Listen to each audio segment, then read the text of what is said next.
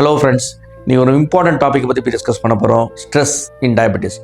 இப்போது நிறைய பேர் சொல்கிறாங்க, சார் ரொம்ப நான் டயட்டில் கண்ட்ரோலாக இருக்கேன், டெய்லி நான் வாக்கிங் போகிறேன், ஜிம்முக்கு போகிறேன், எங்கள் அப்பா அம்மாவுக்கு சுகர் கிடையாது, ஆனால் எனக்கு இந்த சின்ன வயசுலேயே சுகர் வந்துடுச்சு, அதுக்கு என்ன காரணம்? ஸோ ஒரு ஸ்டடி நிறைய இடத்துல பண்ணியிருக்காங்க. அதில் வந்து ஸ்டடியில் என்ன சொல்ல வராங்கன்னா, ஸ்ட்ரெஸ் என்பது வாழ்க்கையில் இப்போது part and parcel.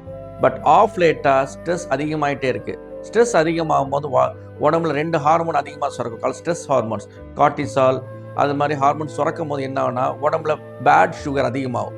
So this is called stress hyperglycemia. So இந்த ஸ்ட்ரெஸ் ஹைப்பர்கிளைசீமியா காலப்போக்கில் பெர்மனெண்ட் ஆகிறது வாய்ப்புகள் உண்டு. ஸோ ஸ்ட்ரெஸ் இல்லாத வேலைகளே கிடையாது. பட் அந்த ஸ்ட்ரெஸ்ஸை எப்படி எதிர்கொள்ளணும், அது ரொம்ப இம்பார்ட்டன்ட் கொஸ்டின். அதுக்கு simple tips as usual, yoga, meditation, உங்களுக்கு பிடிச்ச வேலைகளை ஒரு வாரத்தில் ஒரு 2-3 நாள் பண்ணுங்கள். What ever value, gardening, painting, or listen to good music. Which music you like, listen to that. At least that should be a stress buster for you. So stress busters நீங்களே உங்களுக்கு தெரியும், அதை நீங்கள் ஃபாலோ பண்ணானே சுகர் கண்ட்ரோல் நல்லா வரதுக்கு வாய்ப்புகள் உண்டு. Thank you.